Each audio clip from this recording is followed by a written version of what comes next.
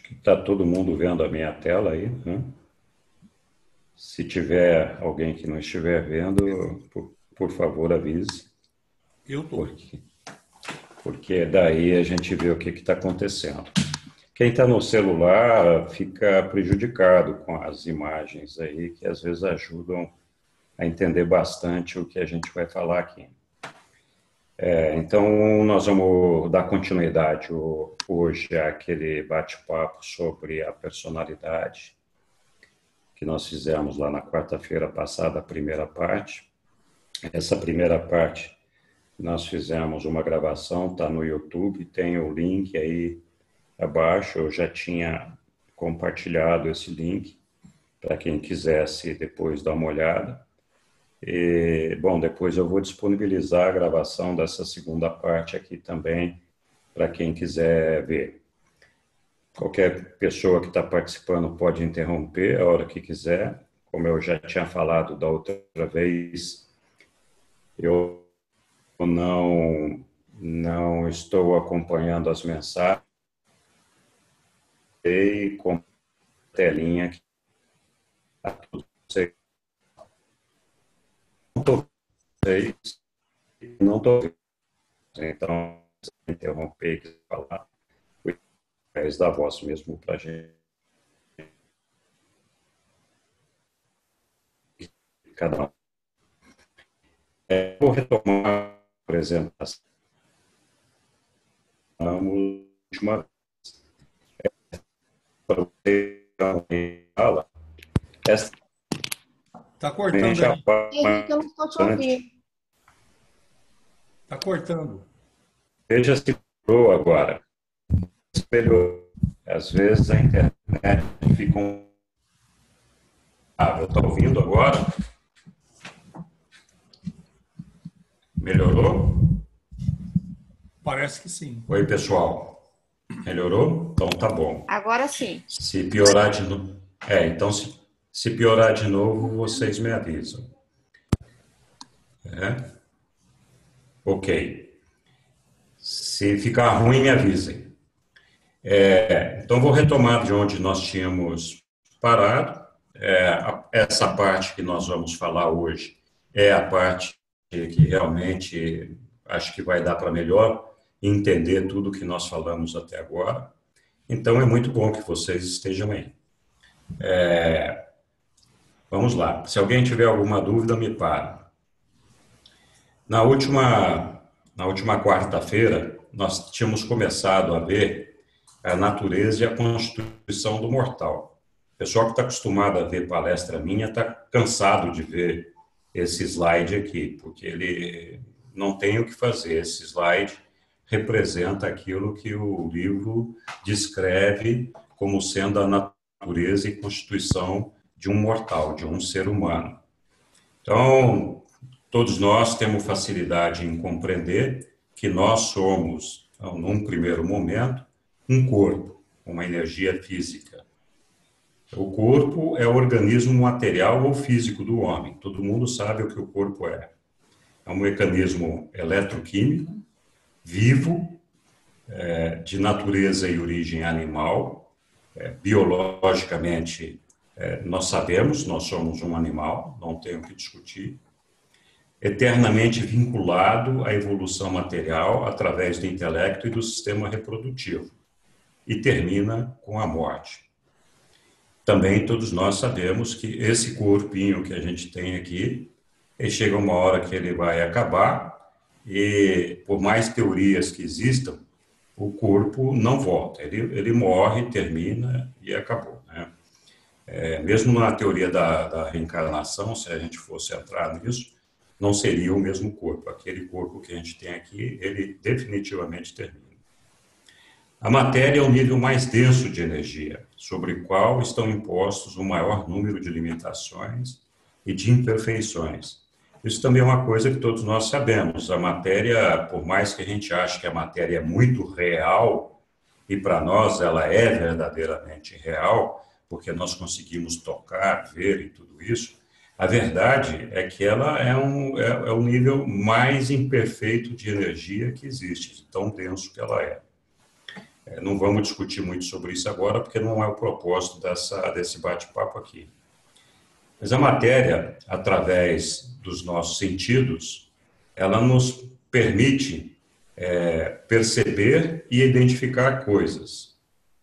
Então, através da matéria, nós podemos perceber as coisas que estão à nossa volta, que estão em contato conosco.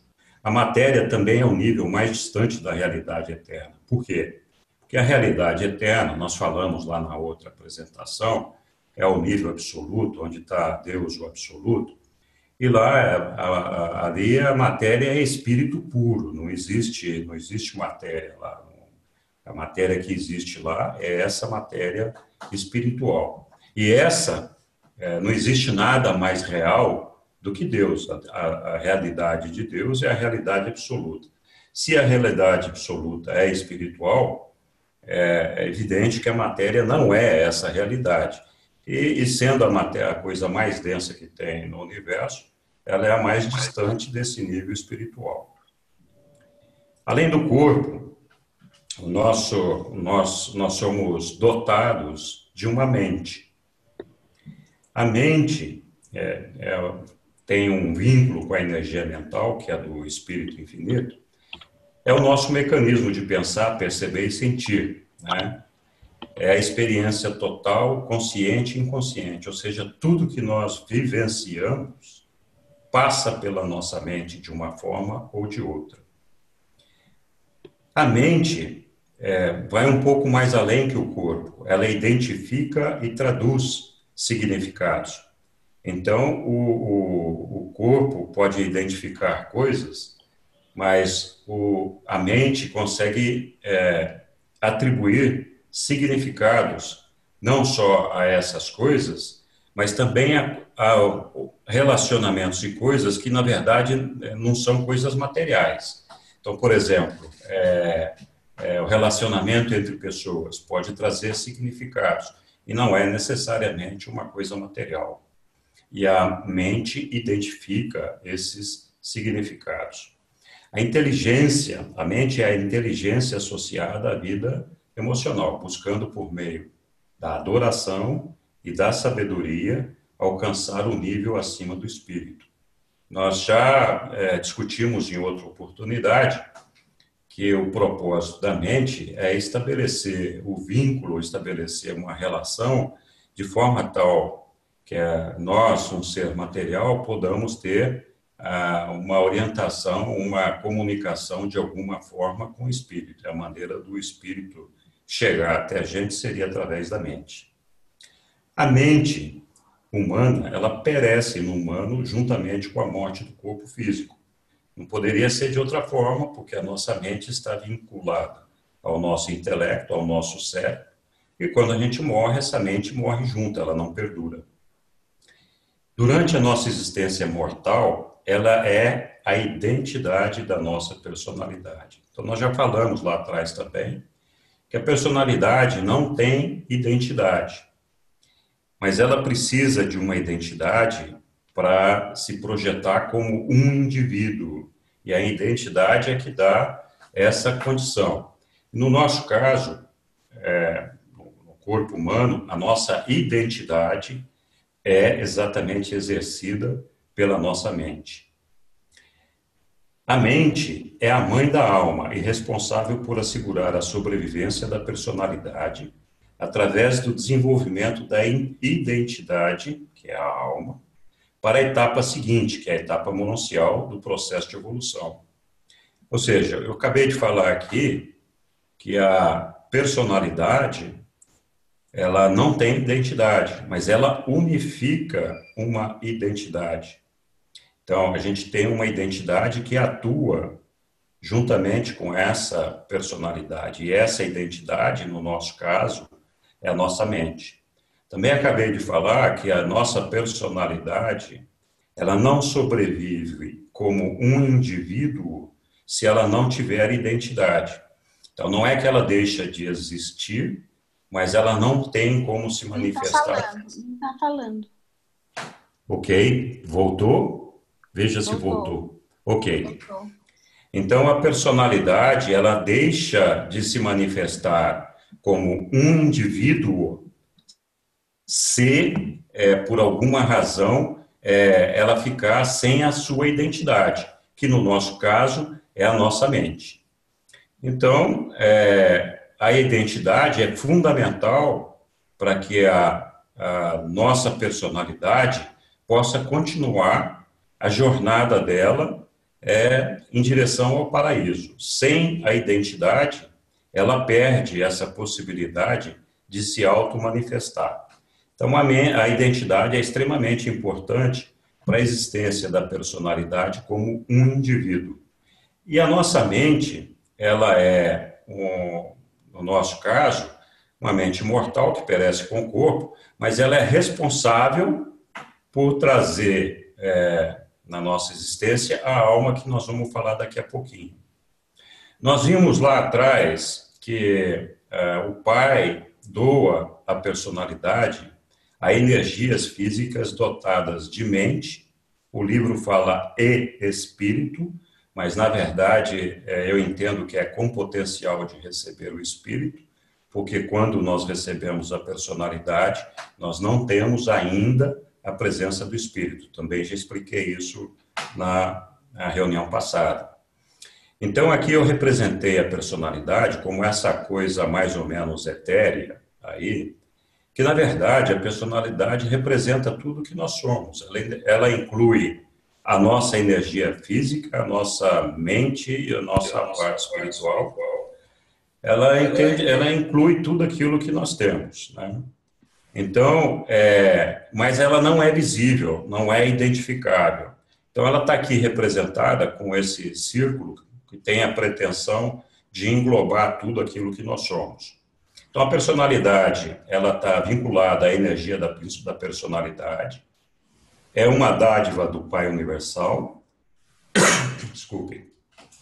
Ela nos faz... Oi. Só uma dúvida.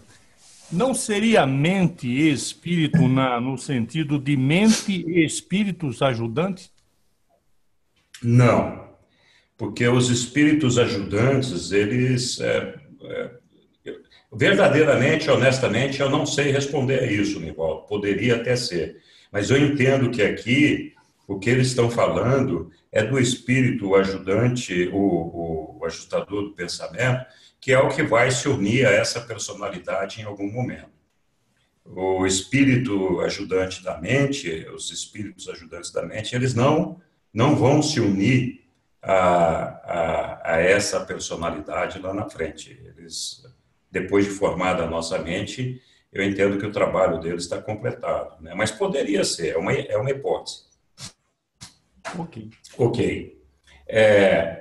Então, ela é uma energia ligada à personalidade mesmo, é uma dádiva do Pai Universal. Ela nos faz unigênitos e corresponde ao nosso verdadeiro eu. O livro, em algum momento, fala que o Pai nos ama como se nós fôssemos únicos, né? E essa condição de único, de unigênito, vem justamente da personalidade. Já falei anteriormente também, ela unifica tudo que nós somos e através dela que nós nos relacionamos com outras personalidades e com o universo. A gente pode dizer aqui, por exemplo, que a gente se relaciona, por exemplo, com outros animais. A gente pode ter um relacionamento de carinho, amizade com um cachorro, por exemplo. Mas nós não temos um relacionamento com um animal como a gente tem com uma personalidade, que é um relacionamento que nos permite troca de ideias, definição de ideais, estabelecimento de ideais e de adoração a Deus, essas coisas, por exemplo. Então, com os animais que são desprovidos de personalidade, nós não conseguimos ter esse mesmo relacionamento que nós temos com outra personalidade. Ela representa e unifica o conjunto de toda a nossa natureza, atribuindo atributos, incluindo nossa identidade, sem a qual ela não sobrevive. A identidade é o que nos dá consciência de quem nós somos. A identidade é lá a mente, né? Ela que nos dá consciência de quem nós somos. A personalidade, nós já falamos várias vezes, é imutável ao longo de toda a nossa carreira de ascensão. Esse imutável é um termo que causa muita confusão, porque todo mundo se pergunta, bom, se ela vai fazer a carreira de progressão até e de ascensão até o paraíso, como é que ela não muda, né? Então, realmente, essa é uma condição que a gente não consegue entender muito bem. O que eu entendo é que muda os elementos que estão unificados por ela. Ela, em si, não muda. Mas alguém poderia questionar, bom, mas a conquista da mestria, que é feita pela personalidade, não é uma característica que está sendo mudada e alterada na personalidade? Eu não sei se quando eles falam que a personalidade é imutável, isso inclui a mestria da personalidade na unificação do ser. Eu entendo que não muda, porque, vamos dizer, se a personalidade fosse uma coisa que tivesse olhos azuis, tivesse uma maneira de ser, de sentir, esses olhos azuis, essa maneira de ser ou de sentir, não mudaria. Agora, eu realmente não tenho uma resposta com relação à conquista da mestria dela sobre a unificação do ser. A verdade é que os próprios seres reveladores, eles dizem que não compreendem muito bem a personalidade. Tem uma série de incógnitas na personalidade que eles mesmos não entendem. Muito embora tudo que nós sabemos da personalidade seja mais do que suficiente para a gente ter uma boa ideia do que é a personalidade. Então, vou continuar aqui. O próximo slide, depois desse daqui, é muito interessante, a gente vai compreender muita coisa que não estava entendendo até agora. Então, a alma, a energia supramental do homem, é uma aquisição experiencial. Nós já falamos lá que a alma, na verdade, é uma construção feita pela mente e pelo espírito ajustador do pensamento que está residente em nossa mente. Então, o homem é uma aquisição experiencial à medida que nós vivemos as nossas experiências, à medida que, por meio da mente, a personalidade escolhe cumprir a vontade do Pai nos céus, o espírito residente, que é o ajustador, torna-se o pai de uma nova realidade na experiência humana. Então, a mente mortal e material é a mãe dessa realidade emergente que é a alma. A substância dessa nova realidade não é nem material, nem espiritual, ela é mononcial. E essa alma emergente e imortal, é essa alma emergente e imortal que está destinada a sobreviver à morte física e iniciar a ascensão ao paraíso. Depois da morte carnal, a alma passa a ser a identidade da personalidade. Então, assim, na minha maneira de ver, a mente e a alma têm uma transmutação mais ou menos parecida com a largata e a borboleta. A mente, à medida que a gente consegue cumprir a vontade do Pai, ela vai se desvinculando do intelecto material, do nosso cérebro, e vai se vinculando cada vez mais a uma energia moroncial que é propiciada pelo nosso ajustador do pensamento. Essa é a minha maneira de ver isso. Não é que, assim, a nossa mente vai existir em paralelo com a alma. Eu acho que a nossa mente se confunde com a nossa alma. Ela vai se transmutando e deixando de ser dependente da nossa matéria física e ficando cada vez mais vinculada a essa matéria moroncial. O livro não fala isso, apesar de algumas passagens sugerir que seja assim, não está claramente especificado. Mas, para mim, é a maneira de entender isso daí. É uma elevação, uma melhoria contínua que nós fazemos em nossa mente, fazendo com que ela passe a ser uma supramente, né? Desvinculada dessa energia material. Finalmente, nós temos o espírito, que é o ajustador do pensamento, né? O espírito, a energia espiritual, é o espírito divino que reside na mente do homem, é o ajustador do pensamento. Então, a matéria identifica coisas, a mente dá significado a essas coisas e a relacionamentos e a outras coisas, E o nosso espírito traduz os significados da mente em valores do espírito. Né? Então, esse espírito é imortal e pré-pessoal, não é uma personalidade. Eu já falei isso outro dia. O espírito é pré-pessoal, não é personalidade.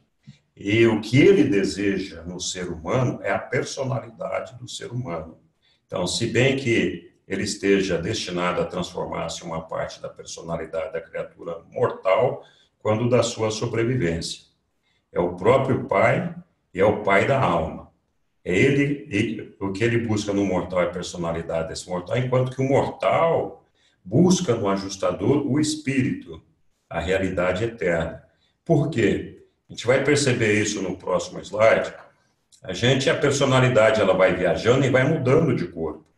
O espírito é o corpo definitivo que a personalidade vai conquistar e que a partir daí ela passa a viver a eternidade. Então, o que a nossa personalidade quer do ajustador do pensamento é o corpo espiritual dele. E o que o ajustador do pensamento quer de nós é justamente a nossa personalidade. Ambos se fusionarão, formando um só ser quando a decisão do mortal de ser perfeito como o Pai ou for irreversível. Então, o ajustador vai se fusionar com a alma, e a partir daí ele adquire a personalidade e passa a ser a identidade do ajustador, mais a nossa identidade, que é a alma, passa a ser a identidade dessa personalidade. A gente vai falar disso mais um pouquinho já já. Ok, então está aqui aquilo que nós somos, né? Nós somos um corpo físico, de energia física, que tem uma personalidade, uma mente que vai evoluir para uma alma e um ajustador do pensamento que é o espírito. Nós já vimos aqui, num outro momento, né, Deus, o absoluto, lá no ambiente absoluto, a gente já discutiu sobre isso, e o absoluto das deidades. O absoluto das deidades, como nós já falamos lá atrás, nada mais é do que a própria trindade do paraíso. Então, quando você une a personalidade, o Filho do Pai, o Filho Eterno e o Espírito Infinito, você recompõe o absoluto das deidades. Vejam só que interessante. Então, o absoluto das deidades, a energia física dele é a energia espiritual. Esses três seres, Pai, Filho e Espírito Infinito, são espirituais. Então, a energia física dele é uma energia espiritual. Além disso, o Pai é a personalidade. O Filho é o Espírito. Ele é a fonte do Espírito. E o Espírito Infinito é a mente, ele é a fonte da mente. Veja que não é mera coincidência o fato de o absoluto das deidades estar composto por uma energia física, ter uma personalidade, ter um espírito e ter uma mente. Qualquer semelhança com isso aqui não é mera coincidência. Então, nós estamos reproduzindo aqui, na verdade, no ser humano, a mesma natureza e constituição lá do absoluto das deidades. Só que, claro, aqui nós somos completamente imperfeitos. E lá ele é existencial e perfeito. Mas o absoluto das deidades nunca viveu a experiência, justamente porque ele é existencial. E ele tem um plano de expansão através da experiência. A experiência do quê? De viver a imperfeição e evoluir até a perfeição. Então, a experiência do perfeccionamento. Então, para ele poder viver essa experiência, ele tem que reproduzir a mesma natureza, a mesma condição que ele tem lá, em nós aqui.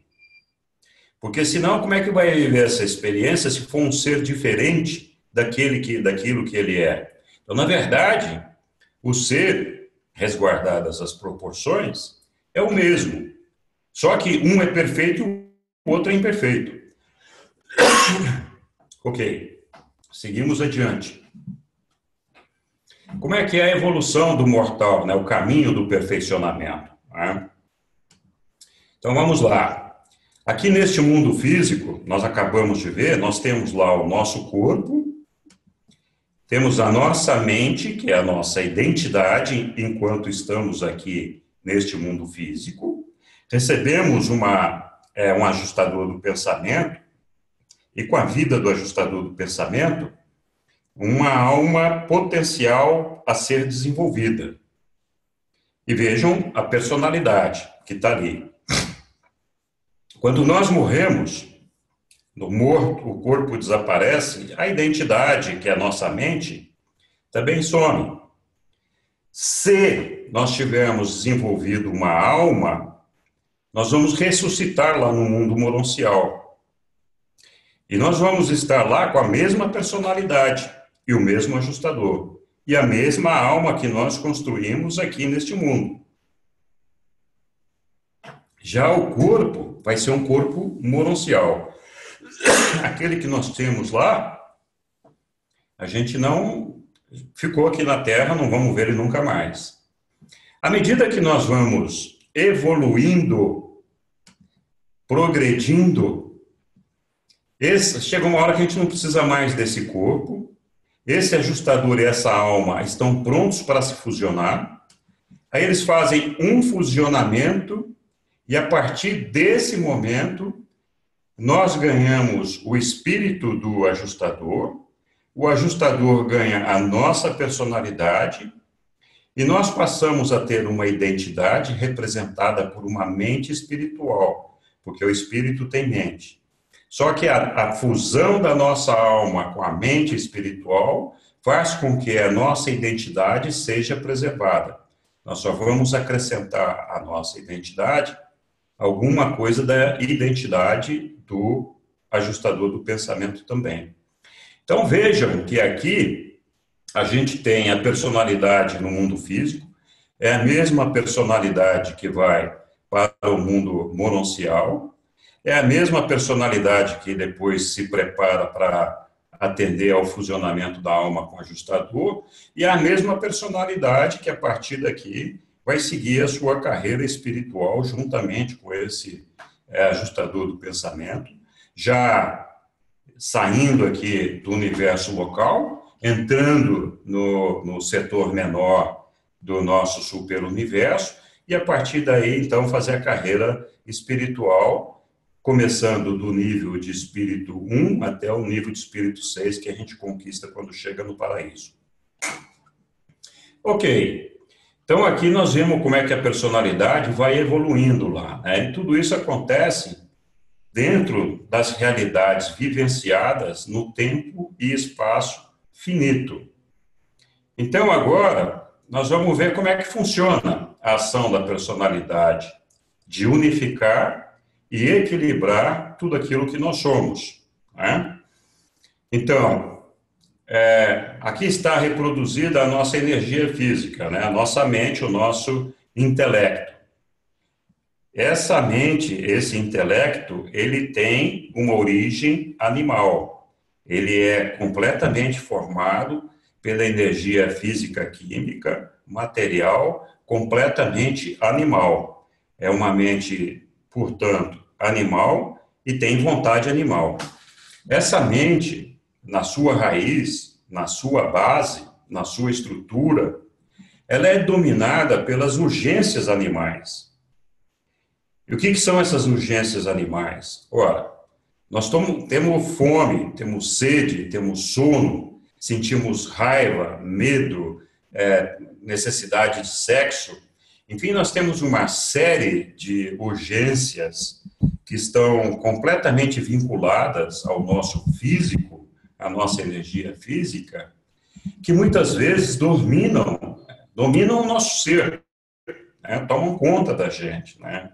Então, assim, eu não sei se vocês conhecem alguma pessoa que, assim, não tem vontade de estudar, não está preocupada com religião, não está preocupada com espiritualidade, não sente vontade nem de trabalhar, só quer comer, beber, dormir, se divertir, esse negócio. Não sei se vocês conhecem alguém assim, eu conheço algumas pessoas como essas, né? Uma pessoa que depende tanto assim dessas urgências animais, ela tem uma visão muito curta do mundo, ela tem uma visão muito curta das realidades. O território dela, tem algum microfone aberto que está dando interferência. Alô? Tem algum microfone aberto dando interferência.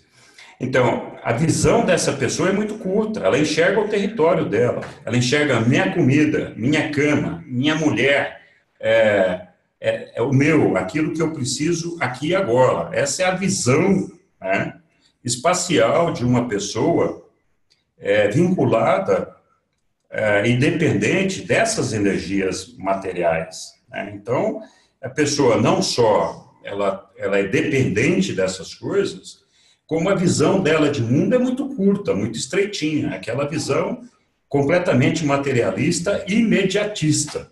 Tá? Ok. Mas, felizmente, nós não somos só isso. Né? A gente tem também uma energia mental, e essa energia mental nos permite a aquisição de conhecimento e experiência. Né? Então, assim, quando nós estamos lá vinculados na energia física, o nosso livre-arbítrio é muito limitado. Nós não temos como dizer, não vou comer mais. Eu posso selecionar o que eu vou comer, posso ter alguma mestria sobre isso, posso buscar comer coisas que me dão saúde, mas eu não tenho como exercer um livre-arbítrio de dizer, eu não vou comer mais. Então, assim, todos aqueles aspectos que nós temos vinculados à nossa energia física são aqueles que nos dão uma limitação maior com relação ao nosso livre-arbítrio. Nós somos muito limitados com relação a isso. Mas mesmo dentro dessa limitação, nós podemos fazer escolhas ali. E essas escolhas são completamente do nosso domínio e da nossa vontade. Quando nós expandimos o nosso conhecimento, a nossa experiência, nós ampliamos o nosso livre-arbítrio, porque nós descobrimos outras necessidades, outras possibilidades. E nós descobrimos que nós podemos fazer um monte de coisa que só sendo um animal, nós não poderíamos fazer. Então, a nossa mente nos permite exercer algum domínio sobre a parte física. O problema que nós temos quando nós começamos a desenvolver a nossa mente e desenvolver o nosso conhecimento, é que se não tiver um impulso espiritual, nós temos uma tendência a desenvolver um sentimento de superioridade, uma necessidade de reconhecimento, uma vontade de exercer o poder. Então, nós nos sentimos superiores aos nossos semelhantes, porque nós conseguimos ter alguma coisa que os demais animais não têm. E a nossa vontade, na verdade, é dominar esse ser semelhante. Nós queremos nos destacar e nos colocar sobre ele, né? Então, nós somos dominados por esses impulsos se a gente não tomar cuidado. É claro que quando a gente desenvolve a mente, o nosso livre-arbítrio ele ganha um alcance muito maior do que aquele que a gente tem exercido exclusivamente pelas limitações físicas. E esse pessoal que desenvolve a mente, desenvolve o conhecimento e a experiência, sem ter algum impulso de espiritualidade, normalmente quer dominar. Primeiro quer dominar o território onde ele está, depois quer dominar a tribo, o país, e vai até o planeta, né? O problema é que o pessoal que desenvolve muito a mente e não tem o conhecimento espiritual, eles são geralmente materialistas, né? E a visão de mundo deles termina com a morte, a gente morre aqui nesse planeta. Então, eles querem dominar tudo que é possível até chegar ao domínio do planeta. A gente está cansado de ver figuras assim na nossa história, na nossa evolução. Alguns já estão até pensando em escapar do planeta aqui, para se tiver um problema aqui, tem muito dinheiro, eu quero ir viver em outro lugar. Tem gente que até quer se eternizar através de energia física e técnica, da ciência, da tecnologia. Nós já vimos algumas matérias sobre isso, né? Então, tá, nós temos aquela energia física, temos a nossa energia mental, que eu acabei de descrever, mas também, infelizmente, né, nós temos lá um ajustador do pensamento, que é a nossa energia espiritual, que nos dá uma mente espiritual. A pessoa que desenvolve exacerbadamente a energia espiritual, muitas vezes ela tem um desejo de fuga da realidade em que ela vive. Então, tem pessoas que têm aquele impulso de adoração, né, que renuncia a tudo, se entrega completamente, né, e sabe que Deus existe, mas está lá num lugar abstrato, né, e coloca tudo nas mãos de Deus, né? Deus vai me dar comida, Deus vai me dar dinheiro, Deus vai me ajudar no relacionamento com meus irmãos, Deus vai isso, Deus vai aquilo. Então, coitado de Deus, é que tem que fazer tudo para um indivíduo que está completamente vinculado só a essa energia espiritual. O cara não pode fazer sexo, não pode comer isso ou comer aquilo, porque isso é contra o mandamento de Deus. Não pode, enfim, tem 1 milhão de coisas que ele não pode fazer, que é uma completa negação do ambiente físico e do ambiente mental que é imposto a todos os seres humanos, né? Então, não deixa de ser uma fuga das nossas realidades. Ora, o propósito da nossa existência é viver as nossas realidades e viver com perfeição, né? Assumir essas realidades. No momento em que eu deixo de viver essas realidades, com esse escapismo, eu deixo de fazer aquilo que o Pai está me pedindo, que é produzir a experiência de perfeccionamento. Então, eu coloquei tudo na mão de Deus, e Ele é que vai resolver todos os meus problemas, né? Ok. Além dessas 3 energias, nós temos a nossa personalidade, né? Todo mundo tem uma personalidade. A função da personalidade é justamente a de harmonizar e unificar essas energias, né? Quando a personalidade consegue fazer essa unificação, ela está em equilíbrio. Então, assim, não basta só unificar essas energias de maneira que elas estejam equilibradas. Esse é um trabalho contínuo da personalidade. Porque, assim, à medida que nós ganhamos a mestria sobre uma determinada realidade, nós temos que sair daquela realidade e passar a vivenciar a realidade seguinte. Para vivenciar essa realidade seguinte, nós temos outras demandas sobre a nossa energia física, sobre a nossa mente e sobre a nossa energia espiritual. Então, esse é o processo evolutivo. O livro fala em algum momento que nós não podemos ficar estagnados, que a estagnação é o suicídio. Então, assim, não basta a gente alcançar o equilíbrio, nós temos que alcançar esse equilíbrio e promover o desenvolvimento dessas energias, continuando assim de maneira equilibrada. Então, o que acontece? Se eu exagerar no desenvolvimento da energia espiritual, em detrimento das demais energias, eu provavelmente vou me transformar num fanático. Se eu desenvolver exacerbadamente a energia física, eu vou me transformar num verdadeiro animal, completamente previsível e de livre-arbítrio extremamente limitado. Se eu desenvolver só energia mental, eu vou desenvolver muito o meu ego, corro o risco de desenvolver muito o meu ego, e não chegar em lugar nenhum.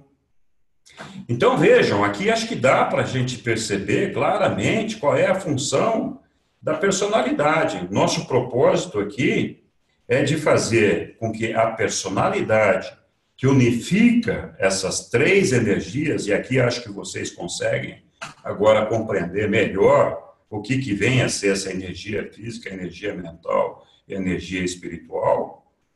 Então, é de unificar isso, permitir o desenvolvimento e a evolução dessas energias de maneira uniforme, equilibrada, e não só da personalidade alcançar a unificação e o equilíbrio dessas energias internamente.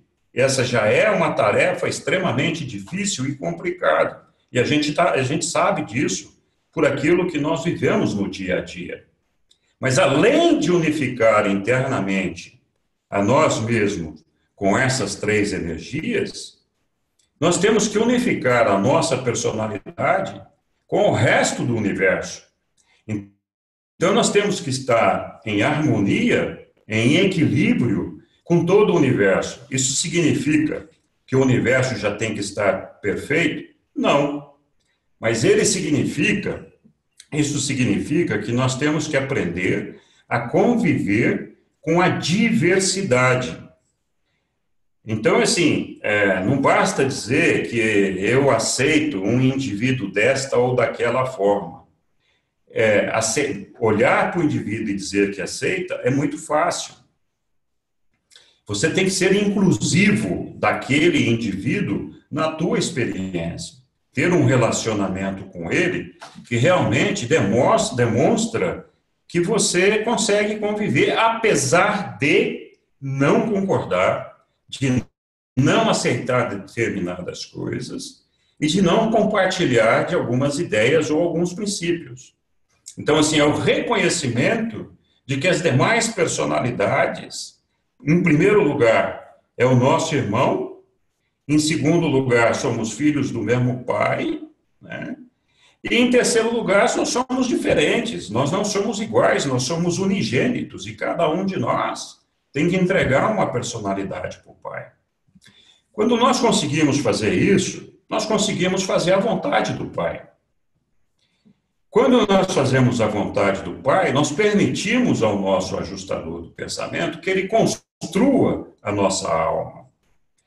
Na construção da nossa alma é que nós alcançamos esse impulso de adoração combinado com uma sabedoria.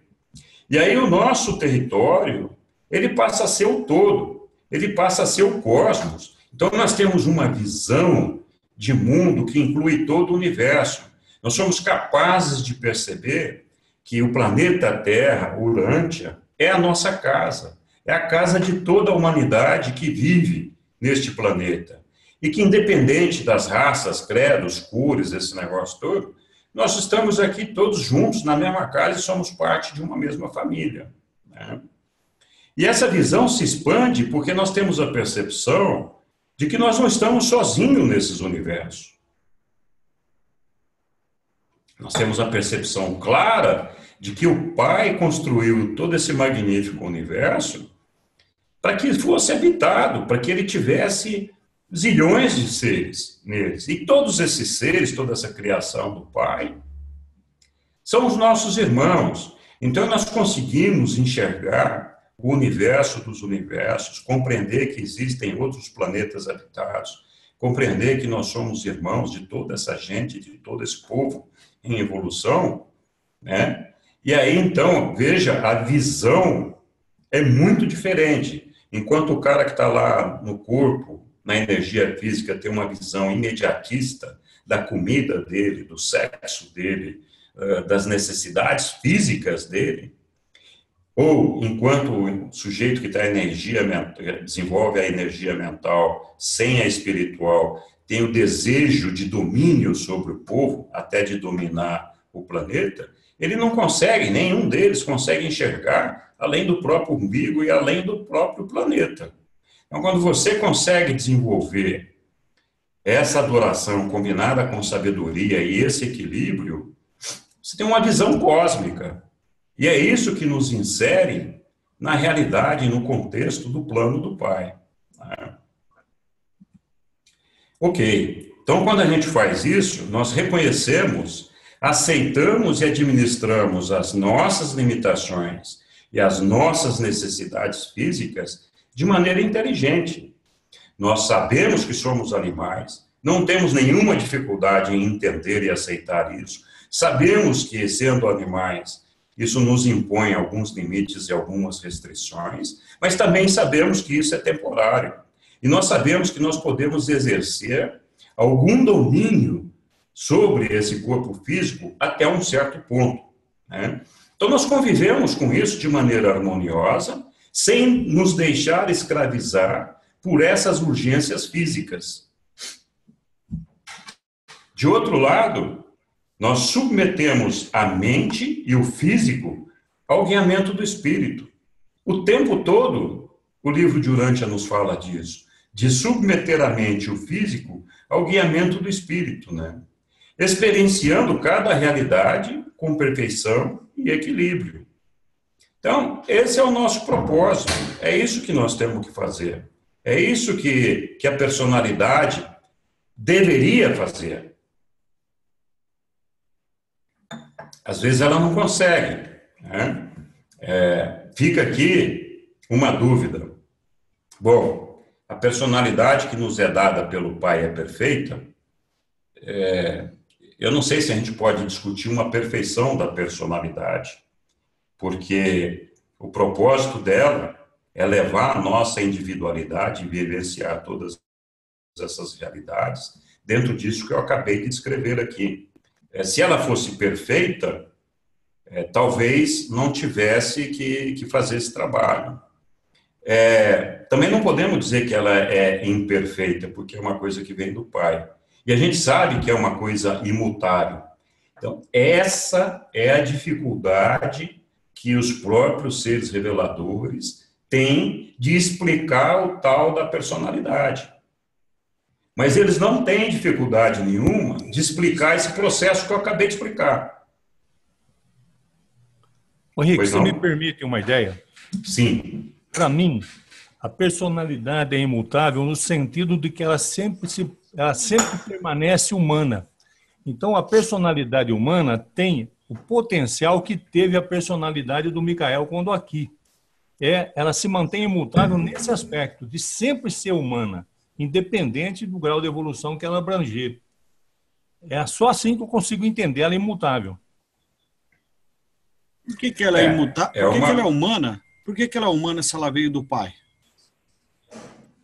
Não, mas o livro fala que nós temos nós somos dotados com uma personalidade do tipo mortal finito. Tem um lugar lá que está escrito isso, e eu mostrei aqui atrás, né? Então, a gente sabe que existem tipos de personalidade. E o nosso é esse tipo. Eu realmente não sei a resposta para essa questão. Por que a personalidade é imutável? Eu mesmo tenho dificuldade de aceitar essa questão da imutabilidade da personalidade em função desse trabalho que ela faz. O simples fato dela alcançar o equilíbrio dessas energias, para mim, significa uma conquista de uma mestria, né? Porque se ela já viesse com essa mestria, não tinha que fazer esforço nenhum, né? Então, é uma mestria que ela conquista, e essa mestria pode ser considerada uma mutabilidade. Eu não sei quando eles falam que é imutável, qual é a característica que é considerada imutável aqui, né? De repente, sei lá, se fosse os olhos, a cor dos olhos. Eu já falei disso. Talvez a proposta, a ideia que o Nivaldo colocou aí, acho que foi o Nivaldo, né? Eu confundo a voz do Nivaldo com a do Adivaldo. Talvez essa ideia esteja correta, né? Ela não deixa, realmente, essa personalidade vai continuar o tempo todo. Henrique, boa noite. Boa noite. É o Adivaldo. Ok, Adivaldo. Fazer uma brincadeira. Você confundir meu nome Adivaldo com Nivaldo, vou lá, cissar. Mas confundir eu com Nivaldo? Não, pelo amor de Deus. Mas... Ô Henrique, não, quem estava fazendo essa proposta de que a personalidade vai ser sempre humana, independente do grau e de evolução que ela alcançar, essa ideia é uma ideia porque não há mudança de estado de ser. Ele vai manter humano. Então, é essa a minha forma de ver. Pode ser. Pode ser. Agora, a verdade é que nenhum de nós sabe disso, nem os reveladores. Mas apesar disso, né, apesar dessa dificuldade de compreender profundamente a personalidade, especialmente no que tange a imutabilidade dela e ao que tange a carreira ascensionista dela, a mestria dela, fica difícil da gente explicar isso, porque não tem uma explicação lá. Mas, sem dúvida, eu acho que todos nós podemos entender isso que nós acabamos de explicar aqui e o que significa a personalidade considerando a unificação do nosso todo, do nosso ser. Eu acho que talvez tenha ficado mais claro para todo mundo o que exatamente quer dizer isso, né? Henrique. Oi. É o Almir. Oi, Almir. Só uma colocação. Na verdade, o pai é imutável também, mas ele experiencia, certo? Certo. Talvez a gente possa fazer uma correlação entre a personalidade, ela é imutável, mas também deseja que a gente se desenvolva e no final de toda aquela fusão, né? Ajustador, personalidade, etc, etc. Então, de certa forma, ela se comporta parecido com o pai. Não sei se é certo o raciocínio. É só isso, obrigado. Não, está certo o que você falou. Eu só faria uma pequena correção. Na verdade, o pai não tem essa expansão. Quem tem essa expansão, o pai, ele criou lá o Supremo e criou o Último. E esses dois seres, no final, acabam lá provocando a expansão do absoluto das deidades, né? Então, a minha maneira, essa é a minha maneira de ver. Eu acho que o pai, individualmente, ele não tem uma expansão, ele é existencial e não é potencial, como o absoluto da deidade é, né? Já nós... Eu tenho uma ideia com relação a esse pensamento dele. É assim, o Supremo tem a personalidade definida. Ele vai experienciar, mas nunca deixará de ser a personalidade do Supremo. Isso. É exatamente o que acontece com o humano. Exatamente. Exatamente.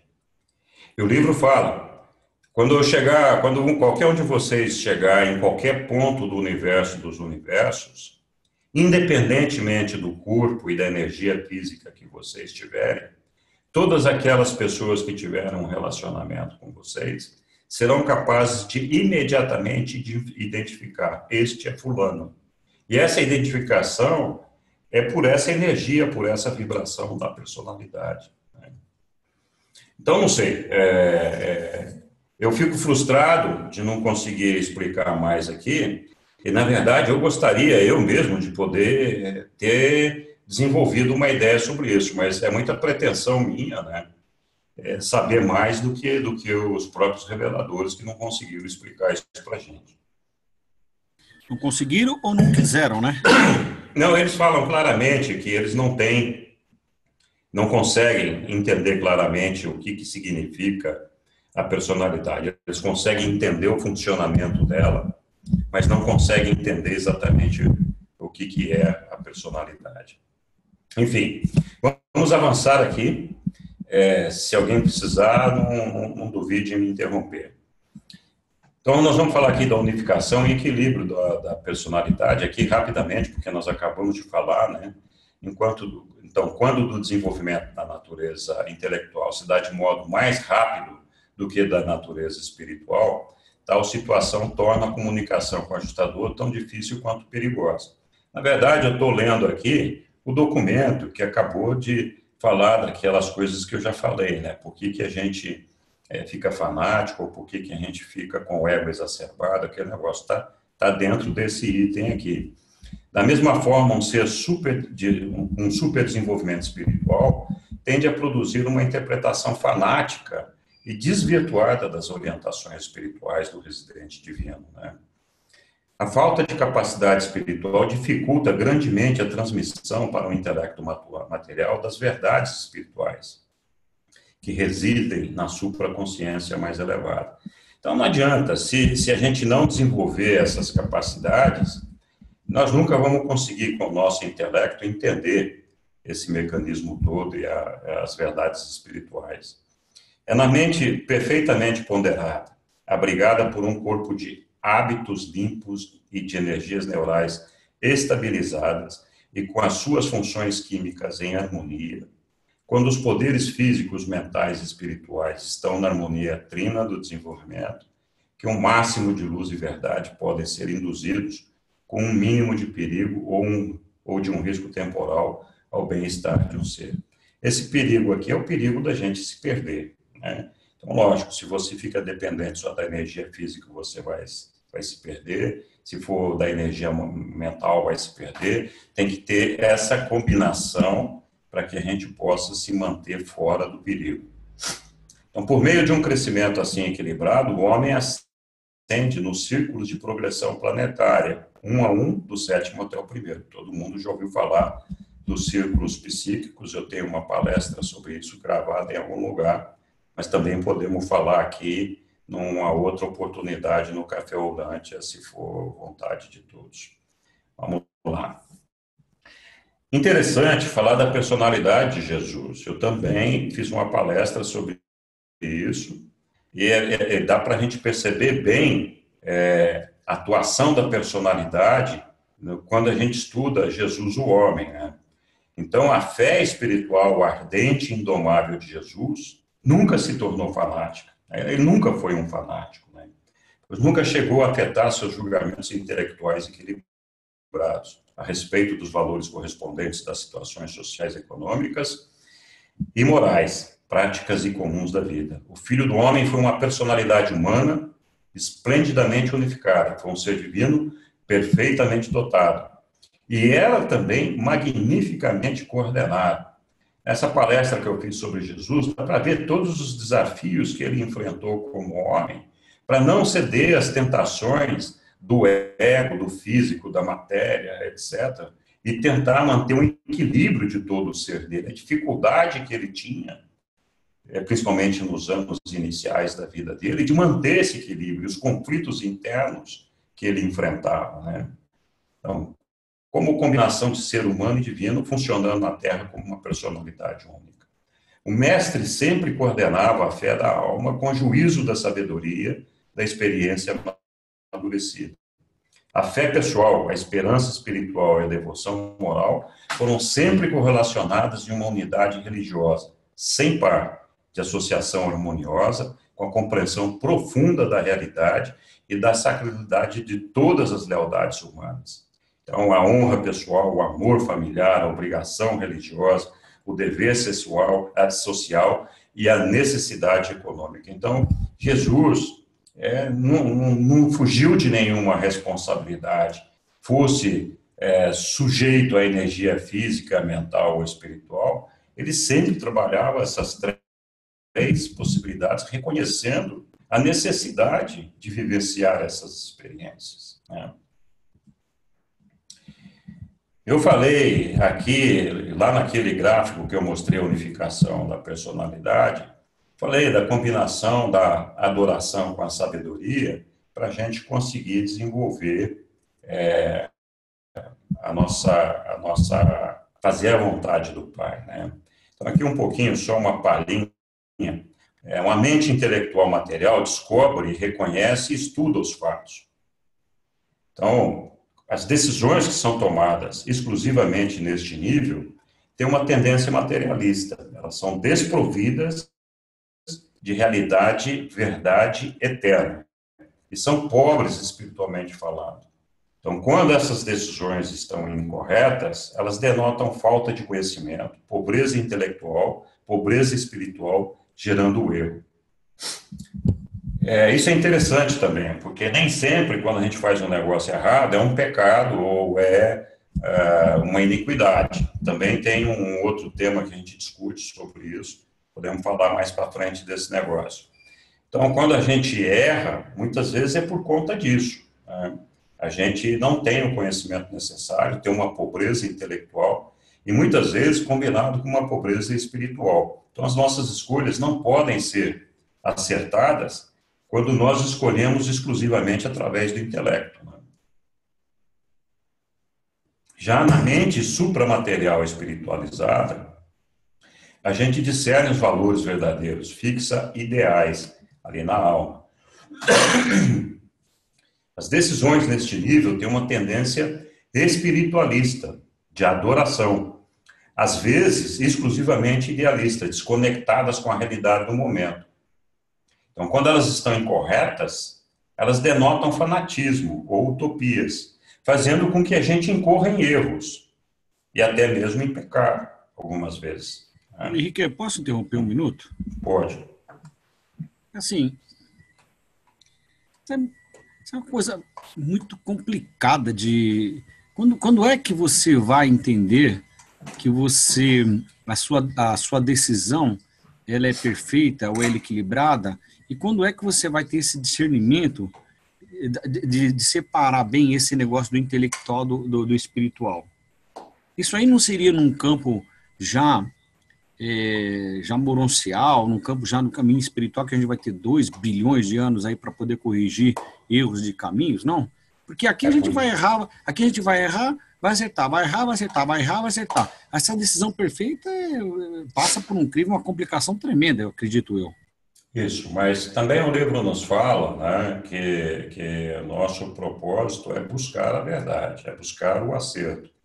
O livro fala o tempo todo que nós estamos sujeitos a erro e que o erro vai ser cometido. Mas é inevitável, é inevitável. Então, o que nós não podemos fazer é persistir no erro. Esse é o problema.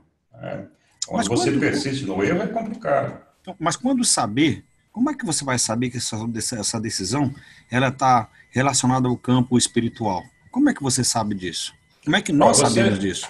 Você pode saber disso, por exemplo, quando você começa a isolar, por exemplo, você está tão espiritualizado, tão dependente de Deus, que você acha que todo mundo tem que ser santo. Né? Então você começa a discriminar as outras pessoas que não são santos. Né? Você começa a dizer, olha, não, aquele cara ali, sei lá, cheira maconha, é homossexual, é não sei o quê, não, aquele ali, ele só pensa em comer e beber. Então, assim, quando você... Então, aqui está falando, né? É uma tendência espiritualista exclusivamente idealista. O cara quer viver num mundo perfeito. E o mundo que ele vive não é perfeito. Então, ele tem uma dificuldade gigantesca de aceitar o mundo em que ele vive. E ele acha que está tudo errado. Né? E não consegue conviver com isso daí. Então, só Deus está certo, e de fato está mesmo, né? E só Ele que ama a Deus incondicionalmente está certo. E ele tem uma negação completa sobre todas as coisas físicas. Sexo é proibido, não pode fazer sexo. Onde já se viu um negócio desse? Né? Deus não aceitaria nunca um negócio desse. Então, você vê que isso está desconectado da realidade. Não é verdade? Não é tão difícil assim. Não, Henrique, essa parte, eu concordo.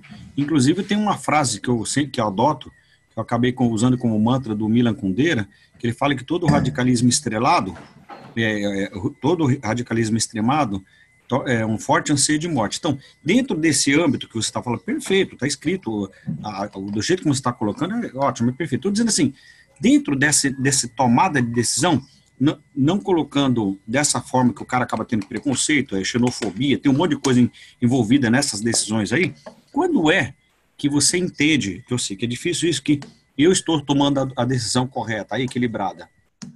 Então, eu acho que nós devemos nos questionar. E cada vez que nós fazemos as coisas, isso acontece assim. Quando a gente começa a se desenvolver, existe um processo mental nisso daí, com uma autofiscalização e um autopoliciamento. A gente fica o tempo todo, cada decisão e cada coisa que a gente faz, questionando se aquilo está certo ou está errado. Muitas vezes, a gente acha que está certo e depois lá na frente descobre que está errado. Então, é aquilo que eu falei, o erro é inevitável. Deus vai nos julgar pelas nossas intenções.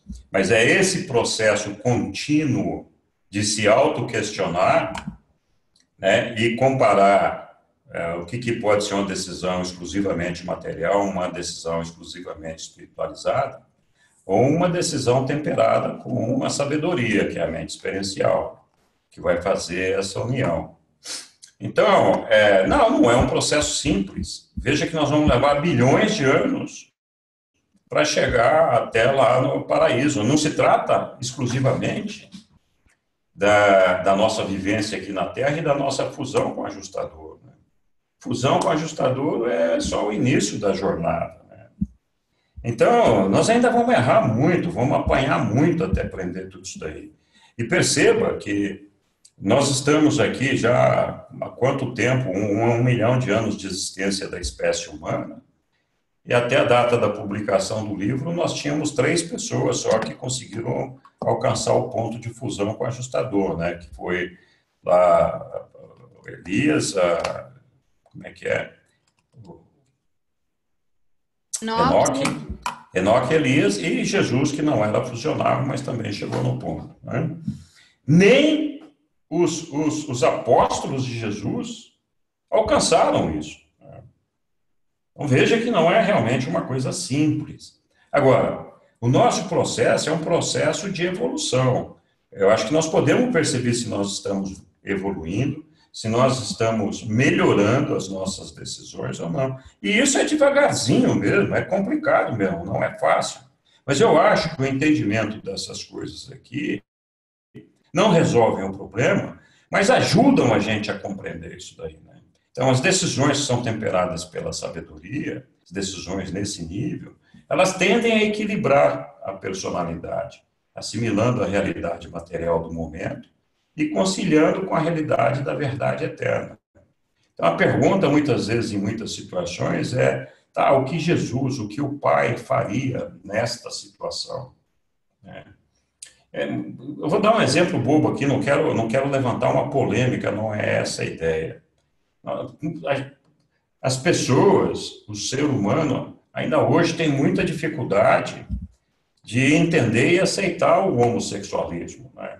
Eu não estou dizendo que está certo e não estou defendendo isso, né? Mas será que Deus tem essa dificuldade de aceitar isso? A verdade é que o ajustador do pensamento está vivendo dentro da mente de um homossexual, né? Talvez esteja lá contrariado, não sei, eu não tenho como julgar isso. Mas só ele sabe. Então, assim, nós não temos condições de fazer um julgamento apropriado sobre isso daí. Aí entra naquela parte que eu falei da nossa vivência, uma vez unificada a nossa personalidade, do nosso equilíbrio com o cosmos, com o meio que nos cerca, né? Nós não precisamos concordar com tudo. Nós não precisamos aceitar tudo.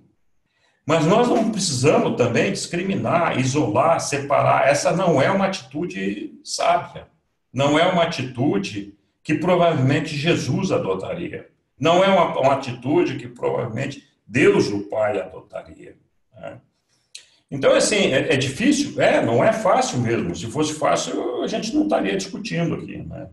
Ok, vamos lá.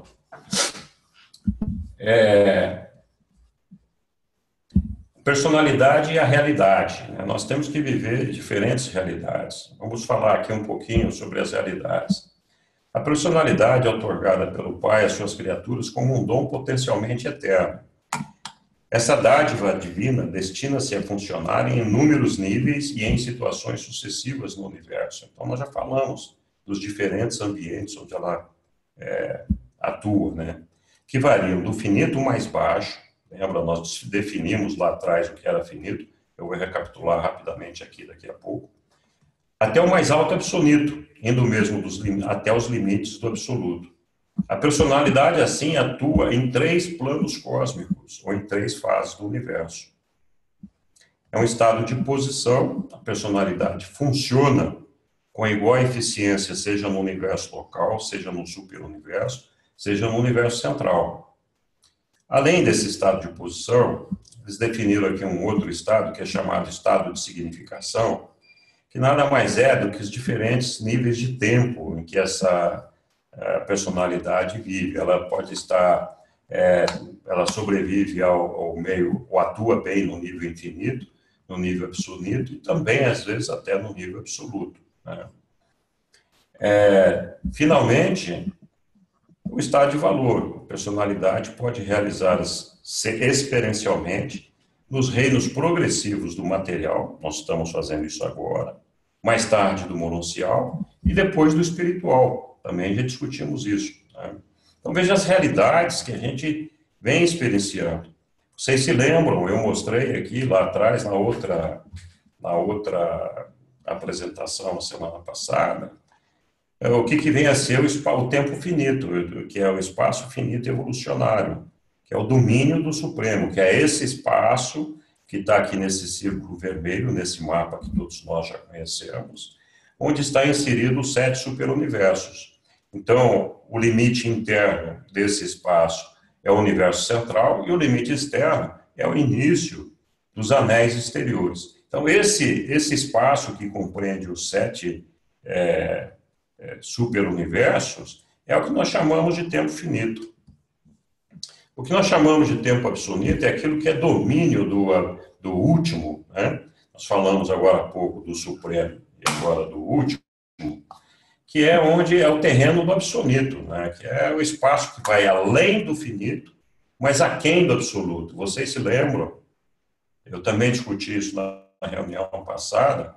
O absoluto não tem espaço, não tem tempo, está fora do tempo e do espaço. Então, tudo que está fora desse retângulo aqui, essa tela preta no fundo, a gente poderia chamar de absoluto. Que é um lugar que é infinito, não tem começo, nem meio, nem fim, e é eterno. Né? Então, a nossa personalidade que atua nesse espaço finito, o próprio livro especula que depois nós vamos atuar nos anéis exteriores, de alguma forma, onde nós provavelmente vamos alcançar o 7º estágio espiritual, porque até a condição de finalitor, nós estaremos no 6º estágio espiritual. Então, isso quer dizer que a nossa personalidade vai atuar aqui no tempo finito, já está atuando, provavelmente depois vai estar lá no absoluto, e podendo chegar até mesmo os limites do absoluto. Né? Esse limite, para mim, é o começo do absoluto. Vamos invadir o espaço absoluto lá. Mas o livro não fala claramente disso. Né? Então, essa é a vivência da personalidade nessas circunstâncias aí que nós falamos. Ups, voltei aqui para uma tela errada, desculpe. Vou voltar lá onde a gente estava. Ok, próxima tela aqui é a dimensão finita da personalidade. Aqui no ambiente finito, que é esse ambiente dos superuniversos, nós temos algumas dimensões da nossa personalidade. Ela tem um campo perfeccionado de atuação cósmica dimensional. As dimensões da personalidade finita são 3, a grosso modo, como isso daqui. Primeiro, ela teria, vamos dizer, alguma coisa que nós chamamos de comprimento, que representa a direção e a natureza da progressão, o movimento no espaço, de acordo com o tempo. Então, o comprimento, nós estamos falando do nosso avanço progressivo no tempo e no espaço, saindo do nível físico para o nível mononcial de um planeta para o outro, avançando da matéria para o mononcial e depois para o espírito. Então, essa progressão aí representaria o comprimento. Então, a nossa não está muito longa, né? Está bem curtinha, nós nem saímos do físico aqui, estamos no primeiro planetinha. Bom, aí a outra medida da personalidade aqui seria a profundidade. Definimos que a profundidade vertical abrange os impulsos e atitudes do organismo, os vários níveis de autorrealização, né, de acordo com as realidades que a gente vai vivenciando e o fenômeno geral de reação ao meio ambiente, é o valor. Então, a profundidade define de que maneira nós aprendemos a lidar com o ambiente, como reagimos a ele e como nos adaptamos a essas realidades sem perder o equilíbrio, promovendo mudanças quando possível. Então, lá atrás eu falei, olha, nós não temos que concordar com tudo, mas também não temos que ficar impassível. Né? Então, quando é possível, respeitando o livre-arbítrio das pessoas, e quando a gente tem possibilidade, nós devemos ajudar a mudar as coisas, devemos promover mudanças, né? Ou aceitando a diversidade e compreendendo a realidade cósmica. E, finalmente, tem uma largura, que abrange o domínio da coordenação, da associação e da organização do eu, é o discernimento interior, capacidade de experimentar uma consciência indubitavelmente da realidade cósmica. Então, essa largura é o desenvolvimento do nosso discernimento interior, construindo a unificação de todos os aspectos da nossa individualidade, colocando as peças todas em seu lugar, né? E fazendo com que elas se encaixem, harmonizando-as e promovendo seu desenvolvimento combinado e uniforme. A transferência da identidade. Eu falei que aqui na carne a identidade é a mente, né? Então, de onde eu tirei esse negócio? Os seres humanos possuem identidade apenas no sentido material. Essas qualidades do eu são expressas pela mente material, enquanto ela funciona no sistema de energia e intelecto. Quando se diz que o homem tem identidade, reconhece-se que ele está de posse de um circuito de mente, que foi colocado em subordinação aos atos e à escolha da vontade da personalidade. Então, aqui é onde está escrito que o livre-arbítrio é da personalidade. No entanto, tem outros parágrafos que falam disso também, mas esse aqui é interessante. Então, no entanto, essa é uma manifestação material e puramente temporária. Exatamente como o embrião humano é um estágio parasitário, transitório da vida humana. Os seres humanos, dentro de uma perspectiva cósmica, nascem, vivem e morrem num instante relativo de tempo. Eles não perduram. Nós já falamos disso. A personalidade mortal tem, por sua própria escolha, então uma escolha da personalidade, possui o poder de transferir o seu assento de identidade do sistema temporário do intelecto material para o sistema mais elevado da alma monossial. Nós vimos isso lá atrás, aqui é onde está escrito isso. Que em associação com o ajustador do pensamento é criado como um veículo novo para a manifestação da personalidade. Ok. A versatilidade da personalidade às realidades. Então, o eu material, a entidade ego da identidade humana, durante a vida física, depende da função continuada do veículo da vida material, que nós falamos. Morreu o sujeito, morre a mente. Da existência contínua do equilíbrio instável entre as energias e o intelecto, que em Urântia recebeu o nome de vida. Então, contudo, o eu de valor para a sobrevivência, a identidade, o eu que pode transcender a experiência da morte, só evolui com o estabelecimento de um transferidor potencial da sede da identidade da personalidade em evolução, que nesse caso transfere do veículo transitório da vida, o corpo material, para a natureza mais duradoura e imortal, que é a alma monossial. Nós já falamos disso lá atrás, só estou aqui mostrando de onde eu tirei aquilo lá. Ainda mais adiante, que transfira a identidade para aqueles níveis em que a alma se torne infusa na realidade do espírito. Então, quando a gente aqui alcançar a realidade espiritual com a fusão com o ajustador. Essa transferência das ligações materiais para a identificação monossial é efetuada, de fato, na sinceridade, persistência e na firmeza da decisão tomada pela criatura humana de buscar Deus. A gente também tem fases da personalidade no universo, né? Então, a gente está vivendo a primeira fase agora. Uma personalidade ascendente de origem humana passa por duas grandes fases no universo, de predominância volitiva sobre o eu, que é o indivíduo, a identidade. A primeira é a experiência pré-finalitora, que é essa que nós estamos vivendo, que é o quê? A busca de Deus, aquela experiência buscadora de Deus. Nós estamos aqui perseguindo para chegar até Deus, que é a experiência de compreensão e de aumento da autorrealização por meio de uma técnica de expansão da identidade. Então, percebe que aqui ele fala que o que se expande é a identidade e da sua factualização. Então, a identidade é que vai conquistando essa expansão experiencial, né? E vai factualizando essa experiência, juntamente com a solução do problema cósmico e consequente mestria sobre o universo. Mas esse processo é conduzido, né, pela personalidade, como nós vimos lá atrás. A segunda fase é a fase da experiência pós-finalitora, que aí nós passamos a ser reveladores de Deus, né? Nós vimos Deus, chegamos nele, e a partir daí nosso trabalho é promover Deus no mundo todo, revelando Deus, né? A experiência da expansão criadora, da compreensão, realização de si próprio, por meio da revelação do Ser Supremo Experiencial, para as inteligências buscadoras de Deus, e que ainda não atingiram esses níveis que nós, nessa oportunidade, já teremos alcançado.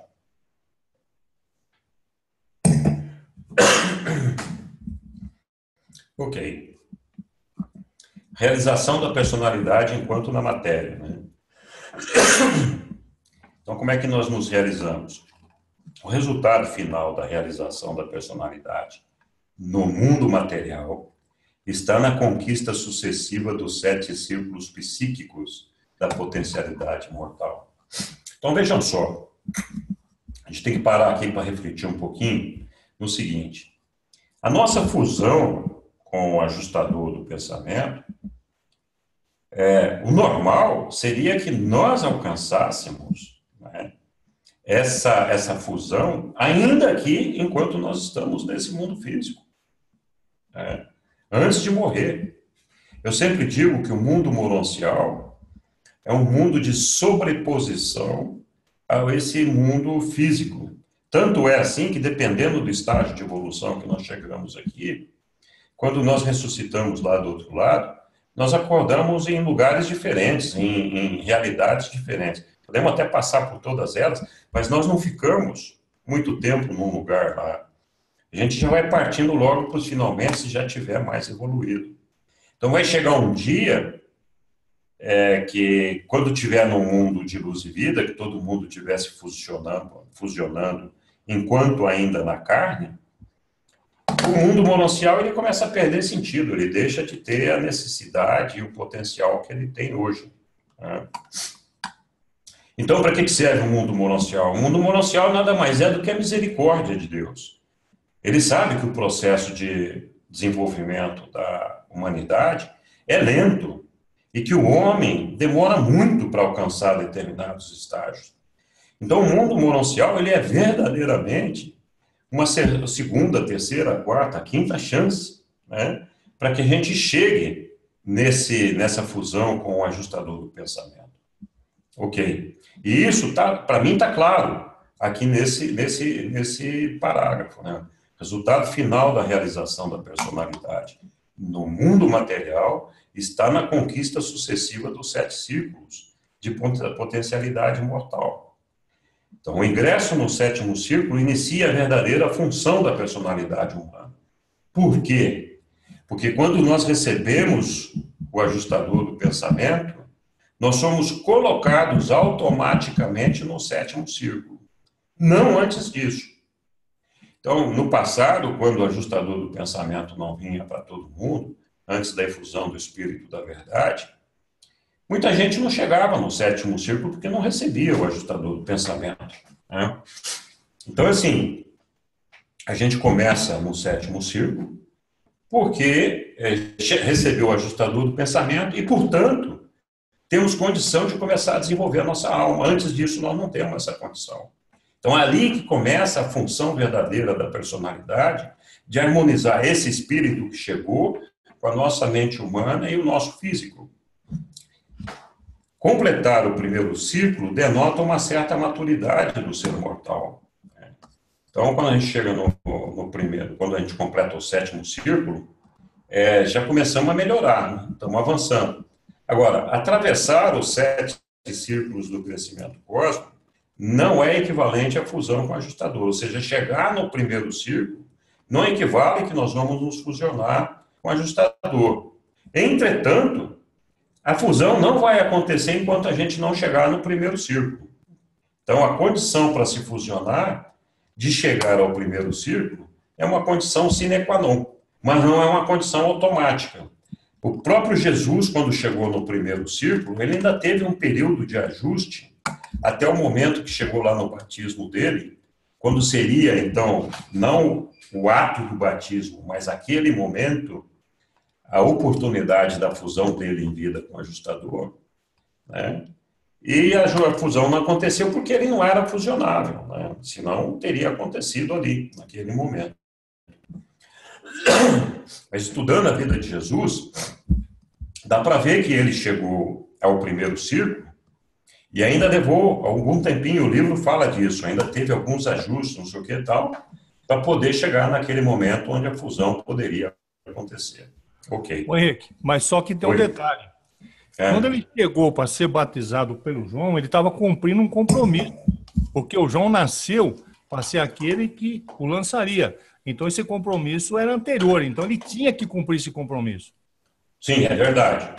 E por isso que eu falei que o ato do batismo não tem nada a ver com a questão da fusão, né?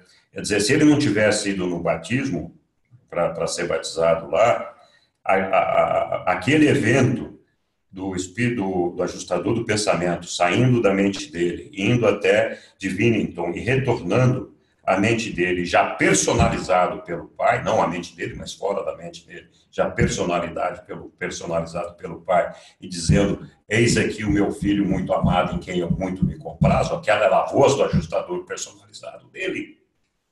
Esse ato teria acontecido independente do batismo, ou seja, não foi o batismo que provocou isso, né?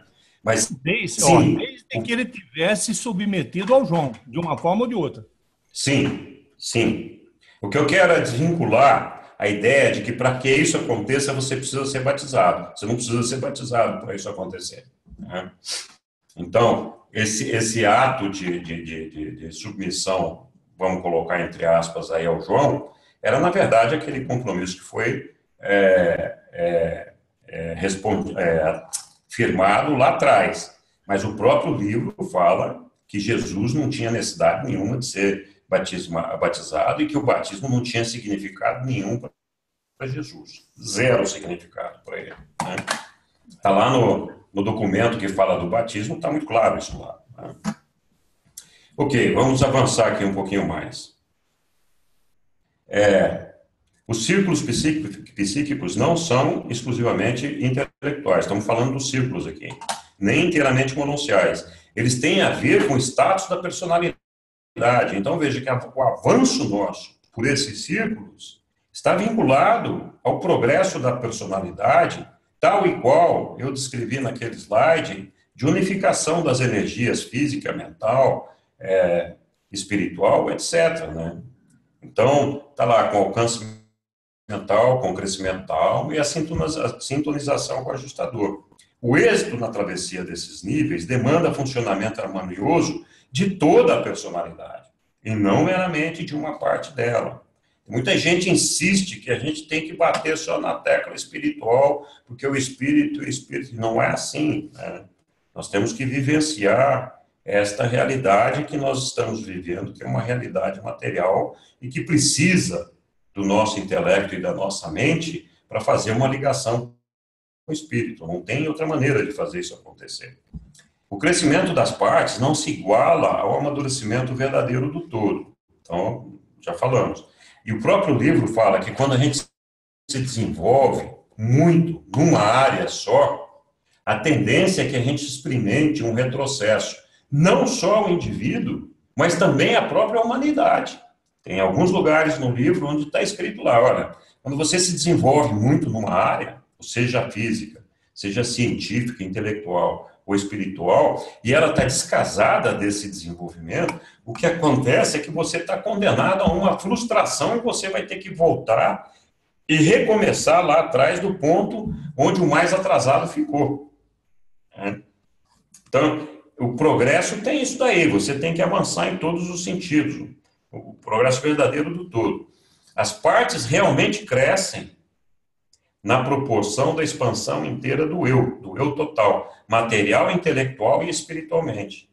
E isto daqui vale, em outros parágrafos do livro fala isso também, não só com relação à nossa harmonização interior, mas a nossa harmonização com o todo. Vocês se lembrarão, tem algum lugar do livro que fala lá que a parte se move de acordo com o todo, e o todo se move de acordo com a parte. Então, a parte impacta o todo e o todo impacta a parte. Nós temos a nossa humanidade, os nossos irmãos, eles conformam um todo, e o propósito de chegar em luz e vida é isso, seria como o alcance da fusão da humanidade. O que é esse alcance da fusão da humanidade? Assim, eu me fusiono com o ajustador, e a humanidade se fusiona com quem? Se fusiona com o Supremo, chegou no Supremo, completou o Supremo. Né? Então, esse alcance, veja que tudo é uma réplica, né? A gente vai replicando em todas as partes do livro. Então, vamos lá, para frente. Salvaguarda da personalidade até a sua reconstrução. Depois que a gente morre, o que acontece com a danada da personalidade? Então, lá no documento 112, está escrito lá, durante o trânsito dos mortais sobreviventes, do seu mundo de origem para os mundos das mansões, quer experienciem a reconstituição da personalidade no terceiro período, quer ascendam na própria época de uma ressurreição grupal, o registro da constituição da personalidade é fielmente preservado pelos arcanjos, veja só, pelos arcanjos nos seus mundos de atividades especiais. Esses seres não são custódios da personalidade como os serafins guardiões são da alma. Nós sabemos lá que a nossa alma fica de posse de um serafim. E esses arcanjos não estão de posse da nossa personalidade, mas sim dos registros que constituem a nossa personalidade. No entanto, é bem verdade que cada fator identificável da personalidade fica eficazmente salvaguardado na custódia desses fiéis confiáveis legatários da sobrevivência mortal. Quanto ao paradeiro exato da personalidade mortal durante o tempo entre a morte e a sobrevivência, não sabemos, nem eu. Então, com a morte, o ajustador do pensamento perde temporariamente a personalidade. Vejam, então, ele foi embora, né? Mas não a identidade, porque aqui é onde eu falo que o ajustador do pensamento, claro, ele é um espírito, é uma forma física, é uma energia física, e como tal, ele tem uma mente. Nós não precisamos adicionar mente ao espírito, porque o espírito já é dotado de uma mente espiritual. E essa mente espiritual é que dá uma identidade a esse ajustador. Então, daqui que eu tiro a ideia de quando a nossa alma, que é a nossa identidade, faz o fusionamento com o ajustador, nós temos a prevalência da nossa identidade ali. Mas é certo que existe uma expansão dessa identidade, porque nós somamos à nossa identidade a identidade do ajustador do pensamento.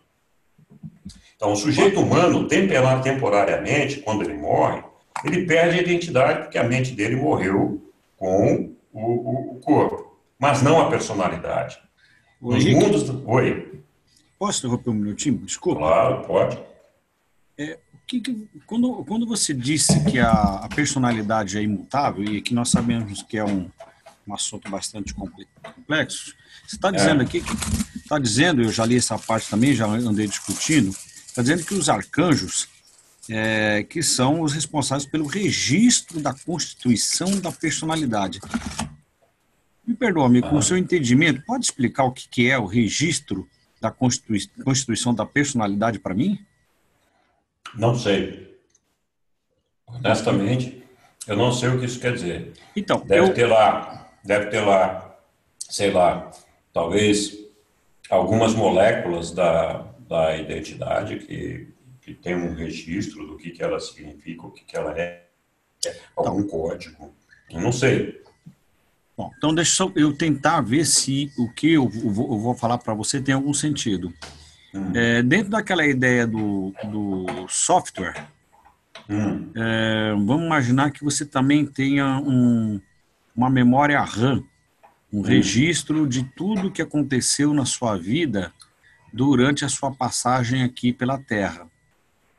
Tudo registrado. Não é nessa parte que a gente entende que seria isso, não? Um registro de tudo que você fez de bom e de ruim? Poderia ser, mas é assim. Nós vamos ver já no próximo slide, ou no seguinte, que a gente tem valores da personalidade e valores do espírito, que inclui isso que você está falando. Obrigado. Pode ser que seja isso, mas eu estou entendendo que, de alguma forma, existe alguma codificação dessa personalidade, cuja codificação é guardada por esses arcanjos. Eu não sei exatamente o que significa isso. Porque aqui também ninguém sabe o que é a personalidade, né? E aqui eles falam muito claramente, a gente não sabe onde a personalidade fica quando a gente morre. A gente sabe que tem esses registros lá. Mas, enfim. Perfeito. Ok, vamos para frente, então. A não sobrevivência da personalidade como indivíduo, né? Então, a gente fala muito de que o indivíduo morre, que é da morte do indivíduo, de não continuar a carreira e tal. Na verdade, a personalidade não morre, né? Então, o que acontece aqui? Se um homem mortal não tiver êxito de sobreviver à morte natural, os valores... Aqui está, Advaldo, aquilo que você estava falando. Os valores espirituais reais da sua experiência humana sobrevivem como uma parte da experiência do ajustador do pensamento, o qual continua. E os valores da personalidade, então eu estou entendendo que valores espirituais e valores da personalidade não são exatamente a mesma coisa, mas talvez tenha alguma correlação. Então, os valores da personalidade desses não sobreviventes subsistem como um fator da personalidade do Ser Supremo que está em factualização. Então, por quê? Porque a personalidade, quando o sujeito não sobrevive, ela não é extinta, ela não se perde. Ela vai para o Supremo, o que se perde é a identidade, então ela deixa de ter identidade, deixando de ter identidade, ela deixa de existir como indivíduo, mas a personalidade continua existindo, porque ela é imortal. Essas qualidades da personalidade que sobrevivem ficam despojadas de identidade, mas não dos valores experienciais acumulados durante tal vida mortal na carne. A sobrevivência da identidade, nós já falamos disso, depende da sobrevivência da alma mortal, status mononcial, cujo valor divino é crescente. A identidade da personalidade sobrevive por meio da sobrevivência da alma e na própria alma. O circuito da personalidade, né? Tem aquele circuito Compay. A personalidade esforça-se inerentemente para unificar todas as realidades que a constituem. Já vimos isso. A personalidade infinita da primeira fonte e centro, quem é essa personalidade? O Pai Universal, unifica os 7 constituintes absolutos da infinitude. Nós já mostramos lá quais são os 7 constituintes da infinitude absolutos, né? Está aqui os 7. Né? O absoluto inqualificável, o absoluto universal, o absoluto das deidades, a ilha do paraíso, o espírito infinito, o filho eterno e o Pai universal. Ele é a personalidade que unifica esses 7 elementos aqui, inclusive ele próprio. Então, qualquer semelhança aqui também não é mera coincidência. Então, veja, de novo, aqui se repete a experiência que a gente está vivendo. Né? A personalidade do homem mortal, sendo uma outorga direta e exclusiva do Pai Universal, da mesma forma, possui o potencial para a unificação dos fatores constituintes da criatura mortal, que é a nossa energia física, mental e espiritual, já falamos disso. Tal criatividade de unificação da personalidade de toda criatura é uma marca de nascença da sua alta e exclusiva fonte, além de ser uma evidência do seu contato ininterrupto com essa mesma fonte. Então, nós estamos sempre ligados, o tempo todo, através da personalidade, com o Pai, independentemente do nosso ajustador do pensamento. É por meio desse circuito que a personalidade da criatura mantém um contato direto sustentador com o Pai no paraíso de todas as personalidades. A diversidade é uma característica da personalidade. Nós já falamos que a diversidade, a expansão qualitativa do universo, se dá através da personalidade. Se este fosse um universo mecanicista, se a primeira grande fonte de centro fosse apenas uma força e não também uma personalidade, se toda a criação fosse uma vasta agregação de matéria física, dominada por leis precisas, caracterizadas por ações energéticas invariáveis, então a perfeição poderia predominar, a despeito mesmo do estado incompleto do universo. Veja só, não haveria nenhum desacordo e não haveria nenhum atrito. Ou seja, Sem a personalidade, independente do universo dos universos estar completo ou não, a gente poderia considerar já perfeito, as coisas aconteceriam naturalmente. Mas no nosso universo em evolução, de perfeição relativa e de imperfeição, nós nos rejubilamos de que sejam possíveis o desacordo e o desentendimento. A gente fica tão bravo quando tem desacordo e desentendimento. Cara, nós temos que ficar felizes, porque é isso que permite que a gente cresça. Pois são as evidências do fato e do ato da personalidade do universo. Se a nossa criação é uma existência dominada pela personalidade, vós podeis estar seguro das possibilidades da sobrevivência da personalidade, na experiência e na aventura da personalidade. Quão glorioso é este universo que é pessoal e progressivo e não meramente mecânico, nem mesmo passivamente perfeito. Então, o nosso propósito é chegar lá, sede perfeito como eu sou perfeito, chegar a finalitudes. Esse é o propósito da evolução da personalidade, que está lá, o propósito da evolução cósmica é conseguir a unidade da personalidade por meio da predominância crescente do espírito, que é a resposta da vontade ao ensinamento e ao guiamento do ajustador do pensamento. E aqui, então, eu agradeço vocês terem me aturado até agora. Estamos quase aqui às 10 da noite e espero que tenha conseguido transmitir pelo menos alguma ideia sobre esse tema aqui da personalidade. Henrique? Oi. Então, eu deduzi aqui que esse negócio da registro da Constituição seria a data do nascimento dele, data da fundação, que os arcanjos devem ter o registro disso. Dedução, como eu disse, não é nenhuma uma hipótese, né? Qualquer coisa que a gente aventar aqui é mera especulação. Isso. Eu realmente não sei o que isso quer dizer. E poderia ser, não sei. Tem alguns dados lá que fica de posse deles. Nós não sabemos quais são esses dados. Então, não sei se tem mais dúvidas. Henrique, adorei a palestra. Sempre que puder, estarei aqui para aprender um pouco mais. Poxa, agradeço você pelo tempo dispensado a nós, tá? Juntos, né? Eu que agradeço, viu? Deus abençoe você. Imagina, muito. E a nós. Eu que agradeço Obrigado, vocês terem Henrique. me aturado aqui até agora. Oi. Foi muito bom, obrigado, Henrique. Não aturamos, não. É como tu falou, a gente aprendeu junto e tudo, de certa Isso. forma, foi o maestro da orquestra, mas foi muito bom. Muito obrigado. Oi, Imagine. Oi. Eu fico feliz de ver tua paciência. Realmente tenho que aprender muito em relação à paciência com você. Mas tem mais uma questão filosófica que eu gostaria de te mostrar, pode ser que você não concorde. Quando nós falamos em Deus, o absoluto, estar fora, me parece que não é correto. Correto é falar que está além.